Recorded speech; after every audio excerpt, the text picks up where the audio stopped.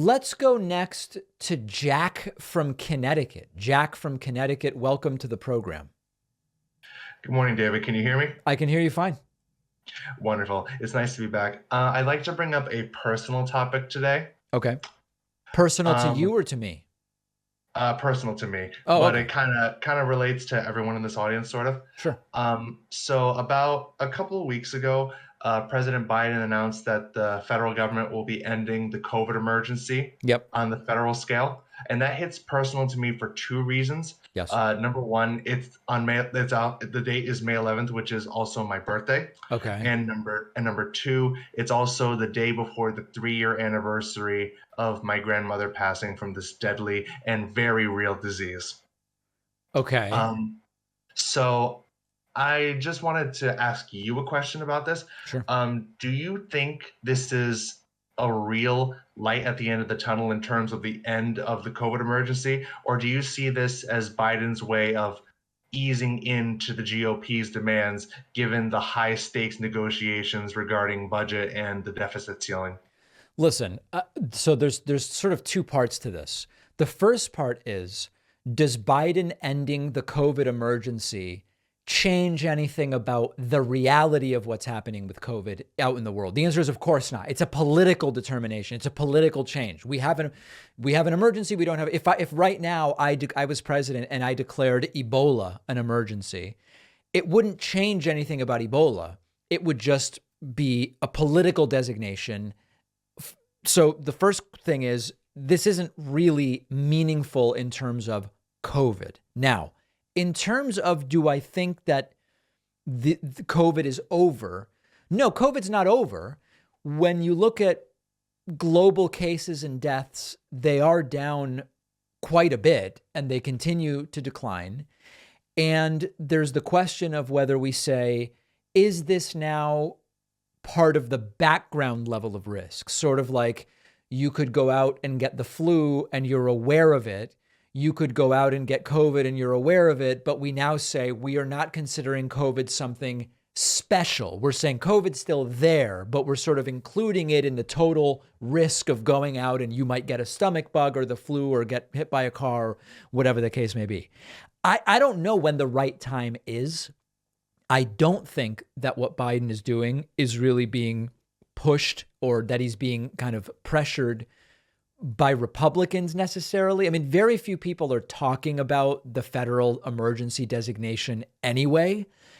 And most people aren't acting like anything is going on anyway. So I think that it's really more of a political decision and maybe even a financial decision. But I think really to figure out what's going on, you need to be looking at data that is totally separate from anything Joe Biden says. Yeah, it's very unfortunate that this whole fiasco has turned into a political situation, especially coming from someone who lost a beloved family member from this terrible disease. Yeah, But fortunately, at the time, oh, not fortunately, I'm sorry. At the time, there wasn't adequate testing available. right. So there was no way to point out anything in a sense. But it's very fortunate to know that things have improved in some way, and there's some way we can see some light at the end of the tunnel, if that makes sense. Yeah, no question about it. And a lot of the light at the end of the tunnel depends on personal risk tolerance and a lot of things that are different for everybody. So I appreciate the call, Jack, and be well, okay? Thank you very much, David. I appreciate it. All right, there is Jack from Connecticut bringing up a number of important issues. Let's go next to, oh, I don't know. How about Jose in New York? Jose, welcome to the program. Hello, David. It's by the way, it's Jose. It's Portuguese, but I'm very impressed you got the last name correct. I didn't even say the last name. No, I'm sorry. Last time when I was Twitch streaming, but anyway. Okay. So my question is to you is Yes. when the like back in like the 1800s and during the turn of the labor unions Yeah.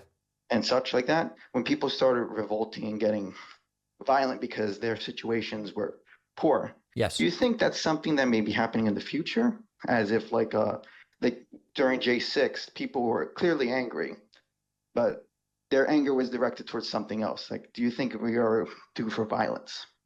I'm not sure I understand what you're saying. You're saying, is it possible that in the future, violence will happen like on J6, but directed at something different? I apologize if I'm not understanding. Like to the government, like the left side, the right side, because people's situations are so, um, it's so like diminished from like back when my parents were like starting up and that kind of stuff. What's diminished? Like the wages, the cost of living, uh, opportunity for like housing, like Okay, so I am just not understanding what you mean. So so you're saying housing uh, cost is up, wages are flat, so people are upset. Will that lead to violence, you're saying? in a sense, yes. Like if oh, I'm sorry, I was still formulating this question. Um, when people like I'm sorry, you can skip over me. I'm sorry. All right, I appreciate the call. It sounds like there's an interesting question in there. Let's call back when we figured out what it is, and I would love to answer it.